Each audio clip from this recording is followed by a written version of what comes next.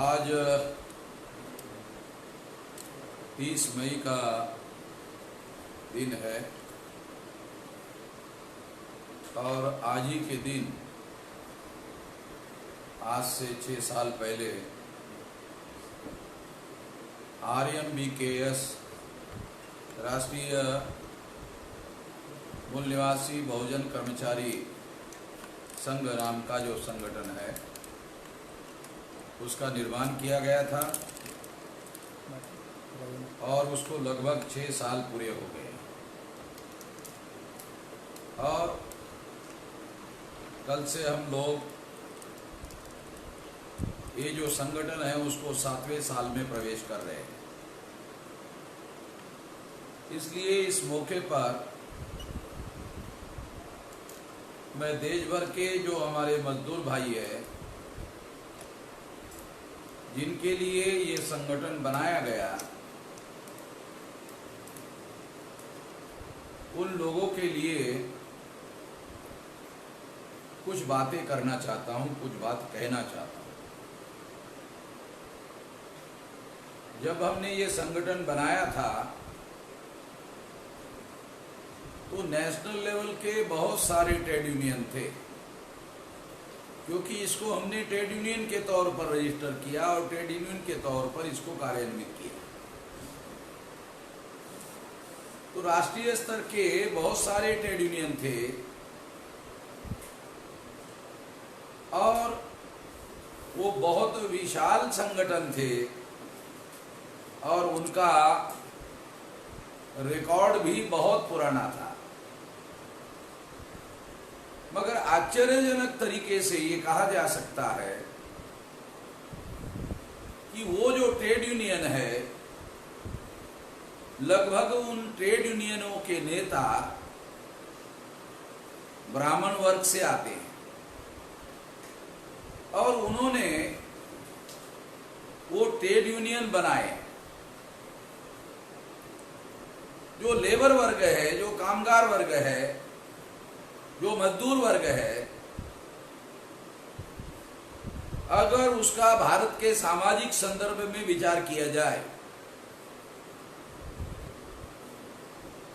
तो ऐसे दिखाई देता है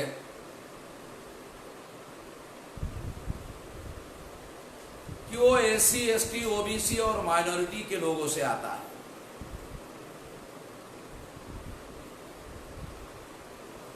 और जिन लोगों से ये वर्ग आता है उन लोगों की केवल मात्र आर्थिक समस्या नहीं है, उनकी सामाजिक समस्याएं भी है और उन समस्याओं का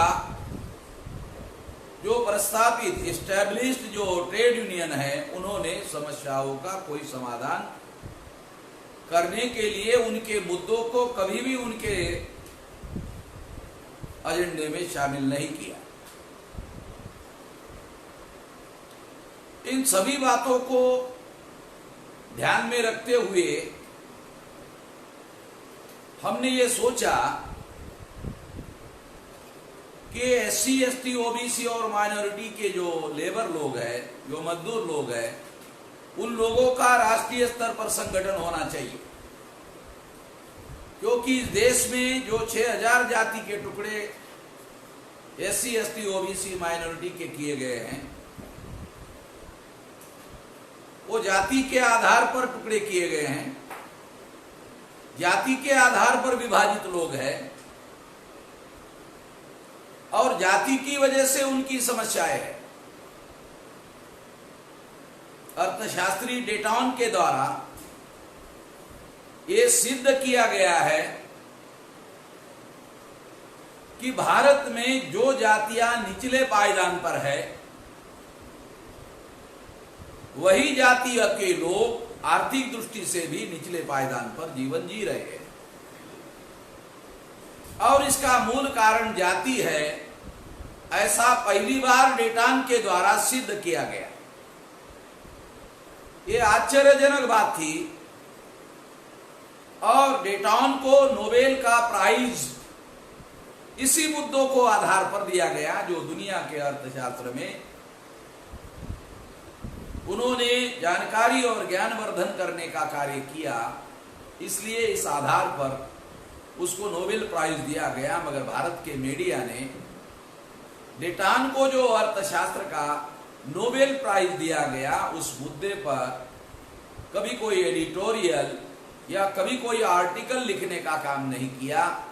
यानी भारत का मीडिया ने उनको ब्लैकआउट करने का काम किया, केवल इसलिए कि उन्होंने ये सिद्ध किया कि जो जाति के आधार पर निचले पायदान पर है वही लोग आर्थिक दृष्टि से भी निचले पायदान पर है।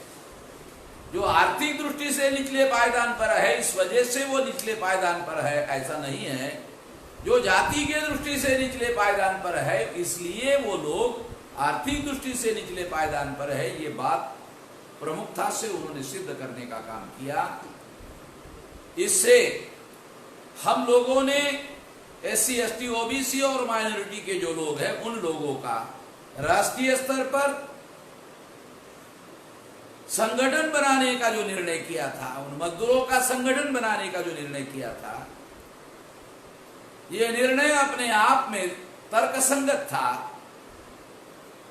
और लगभग हम लोगों ने जो 6 साल तक इसमें काम किया, इससे हम लोगों को जो तजर्बा हुआ उस तजर्बे के आधार पर यह कहा जा सकता था या कहा जा सकता है कि यह हमारा निर्णय बहुत बड़े पैमाने पर प्रासंगिक है। जो भारत में प्रस्तावित मजदूर यूनियन है, ट्रेड यूनियंस है, उन्होंने लिबरलाइजेशन, प्राइवेटाइजेशन और ग्लोबलाइजेशन का गुप्त रूप से समर्थन किया, क्योंकि भारत का जो शासक वर्ग है ब्राह्मण, अंग्रेजों के जाने के बाद 14 अगस्त 47 तक अंग्रेज भारत का शासक वर्ग था और 15 अगस्त 1947 से ब्राह्मण भारत का शासक वर्ग बनने का कार्य शुरू किया गया। इस प्रक्रिया में जब 90 में यानी संविधान लागू होने के 40 साल बाद जब एक बड़ा कार्यक्रम लिबरलाइजेशन, प्राइवेटाइजेशन एंड ग्लोबलाइजेशन का कार्यक्रम भारत में शुरू किया गया और उस कार्यक्रम का भारत के मजदूर संगठनों ने, ट्रेड यूनियन ऑर्गेनाइजेशन ने बड़े पैमाने पर विरोध करना चाहिए था, मगर उन लोगों ने इसका विरोध नहीं किया और मौखिक रूप से विरोध किया।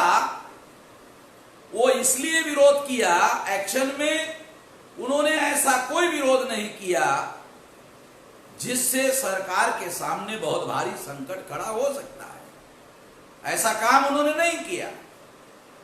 उसकी बहुत बड़ी वजह यह थी कि उनको यह लगता था कि लिबरलाइजेशन, प्राइवेटाइजेशन, ग्लोबलाइजेशन का कार्यक्रम सही है और उनका उन्होंने गुप्त रूप से समर्थन किया। सरकार को कहा कि हम लोग इस लिबरलाइजेशन, प्राइवेटाइजेशन, ग्लोबलाइजेशन का विरोध करेंगे, मगर आप इसको समझना है कि हम नामधारी विरोध करेंगे, क्योंकि ये विरोध हमको इसलिए करना पड़ रहा है कि यदि हमने इसका विरोध नहीं किया तो ये जो लेबर वर्ग है, जो कामगार वर्ग है, ये कामगार वर्ग हमसे छूटकर, हमसे निकलकर वो वामन मेश्राम के तरफ बड़े पैमाने पर जा सकता है। और इसलिए उन्होंने योजना बनाई कि जो मजदूर वर्ग जा सकता है वो ना जाए, इसलिए उनको भ्रम में रखने के लिए उन्होंने आंदोलन करने का, नाटक करने का भी काम किया।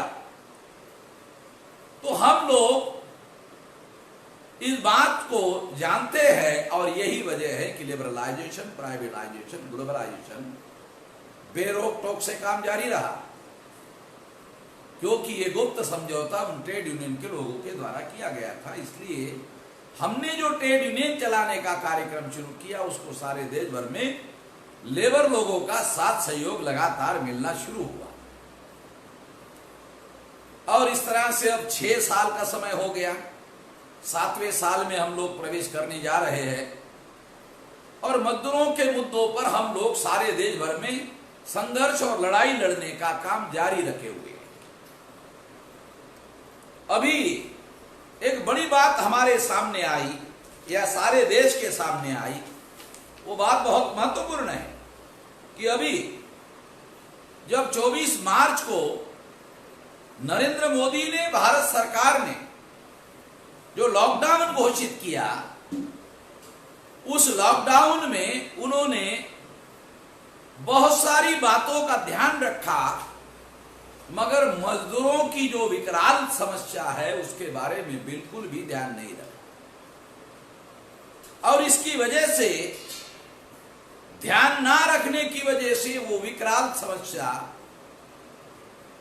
जो 24 मार्च के लॉकडाउन की वजह से निर्माण हुई थी, वो मार्च चला गया, अप्रैल चला गया और आज मई का 30 तारीख है और कल का दिन अगर छोड़ दिया जाए तो फिर मई महीना भी चला जाएगा और इस तरह से 60 दिन से ज्यादा का समय हो गया है।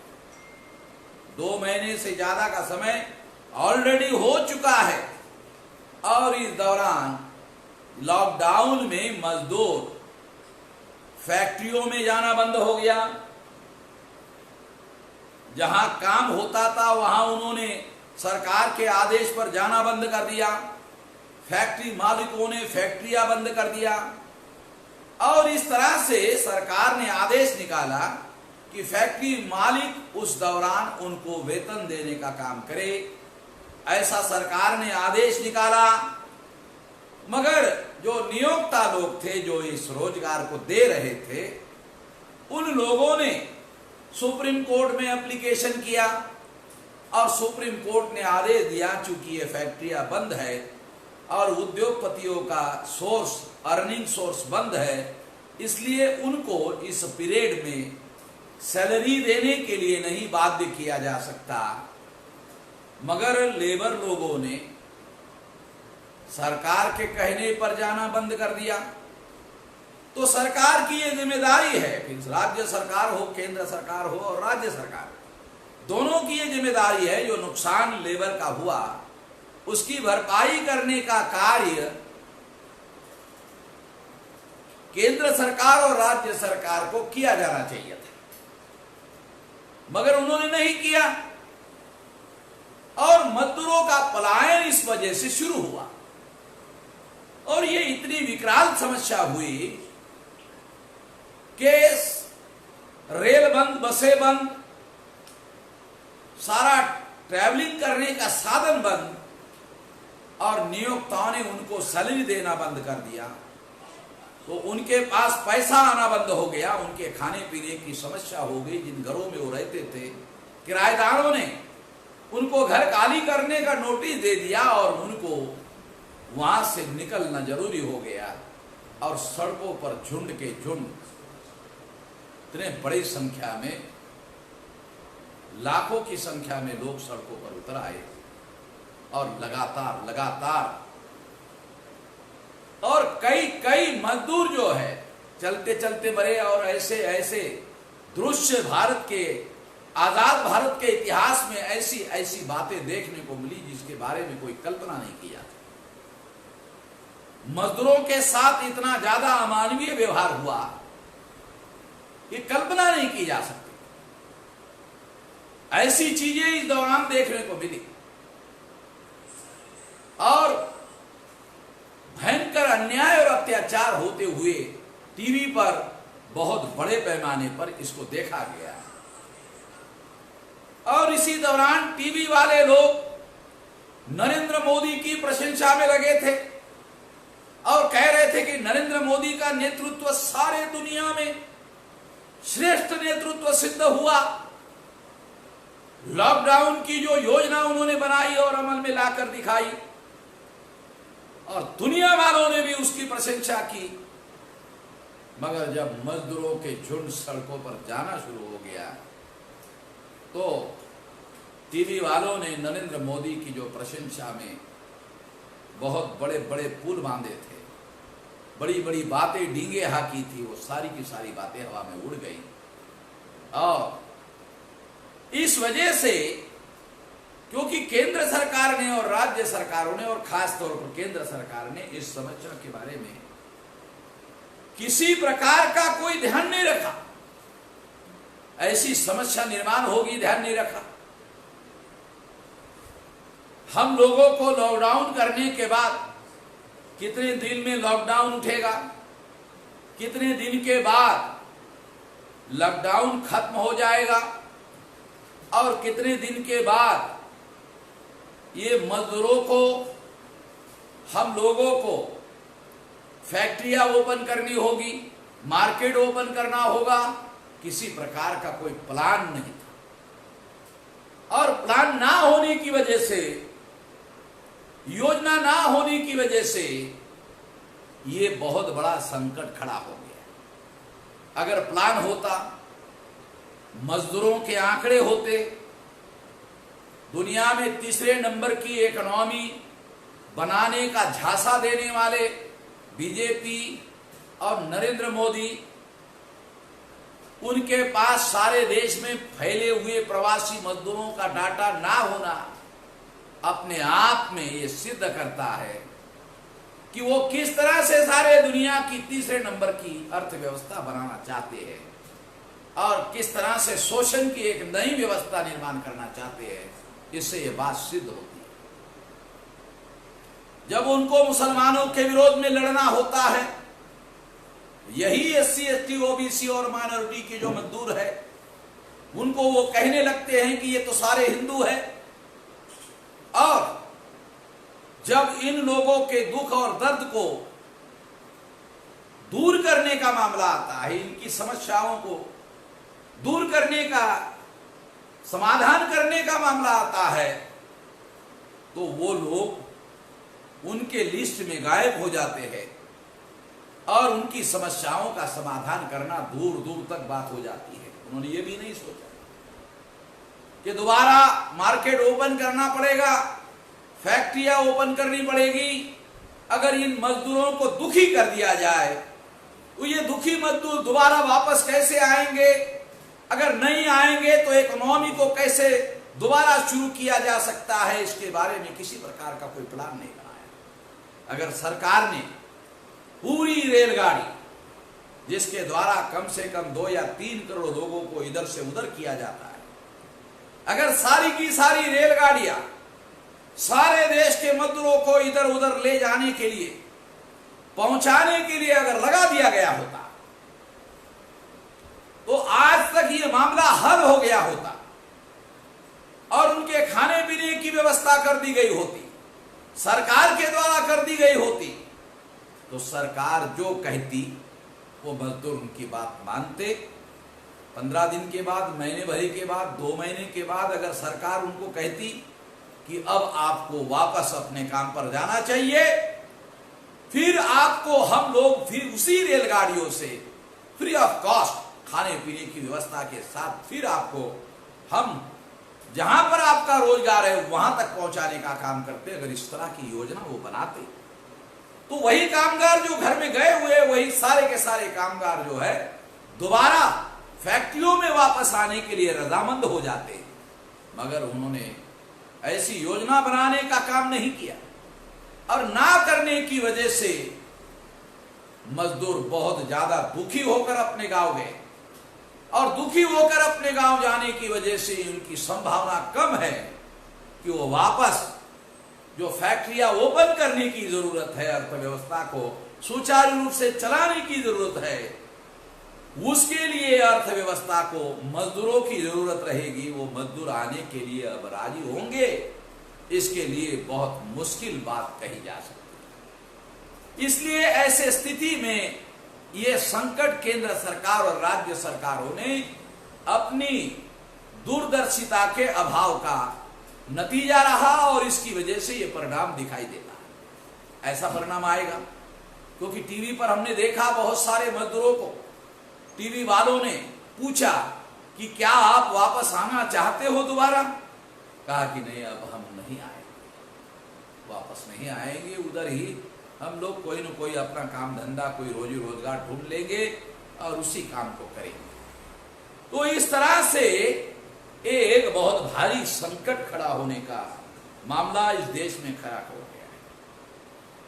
साथियों, प्रवासी कामगारों का जो वित्तीय वर्ष है 2019-2020 का बोनस 8.33 का लगभग 10,000 जो भुगतान नहीं किया गया है, और ये जो भुगतान नहीं किया गया है ये बहुत बड़ा देनदारी का मामला है। उद्योगपति देने के लिए राजी नहीं है। केंद्र सरकार के आदेश पर मजदूरों ने ये काम किया तो जिम्मेदारी केंद्र सरकार की बनती है कि वो 10,000 रुपया जो उनका बोनस का बनता है वो उनको दे। दूसरी बात, जिन प्रवासी कामगारों द्वारा नियोजकों के यहाँ 5 साल, 10 साल, 20 साल, 25 साल का कार्य किया, औसतन 5 साल की सेवा मानी जाए तो मजदूरों को पेमेंट ऑफ ग्रेच्युटी एक्ट 72 के तहत ग्रेच्युटी पात्रता आती है, जो 1 साल में 15 दिन माना जाता है, तो साल में 2.15 दिन का माह का वेतन होता है। ये भी जिम्मेदारी सरकार की बनती है जो उनको दिया जाना चाहिए। कानूनन प्रत्येक कामगार को अर्जित अवकाश वर्ष में 17 दिन का होता है और 5 साल में 85 दिनों का नकदीकरण भी किया जा सकता है। अगर उन्होंने छुट्टी नहीं लिया वो भी उनको दिया जाना चाहिए। ऐसी बहुत सारी समस्याएं हैं और इन समस्याओं का केंद्र सरकार को, राज्य सरकारों को मिलकर समाधान करना हो। वो ये करते हुए दिखाई नहीं दे रहे। इसी बात को ध्यान में रखते हुए हमने केंद्र सरकार ने 8 घंटे का काम करने के बजाय 12 घंटे का जो कार्य समय निर्धारित किया, गुजरात ने, उत्तर प्रदेश ने और कई राज्यों ने, तो हमने जो आदेश निकाला उस आदेश की होली करने का काम किया, जलाने का काम किया और सारे देश भर में एक अभियान शुरू हो गया। और इसकी बदौलत राज्य सरकारों को ऐसा लगा कि इससे भारी बवाल खड़ा हो सकता है हमारे जलाने की वजह से, तो सरकारों को ये पीछे लेना पड़ा। इतना ही नहीं, हमने पलायन करने वाले जो मजदूर हैं उन मजदूरों को तेजी गति से रेल के द्वारा अपने अपने गंतव्य पर पहुंचाया जाना चाहिए था। जब ये नीति अमल में नहीं लाई तो उसको भी हमने जलाया। ऐसे लगभग 14 मुद्दे थे जो सरकार की नीतियां थी, उन लोगों को लेकर के हमने 14 मुद्दे जलाए। तो उसमें एक मुद्दा जो 16 मजदूर चलते हुए औरंगाबाद और जालना के बीच में रोड में रेल के द्वारा काट दिए गए और सुप्रीम कोर्ट ने उसकी सुनवाई करने से भी इनकार कर दिया। तो हमने ये मुद्दा भी उठाया, तो बाद में सुप्रीम कोर्ट को मजबूर होकर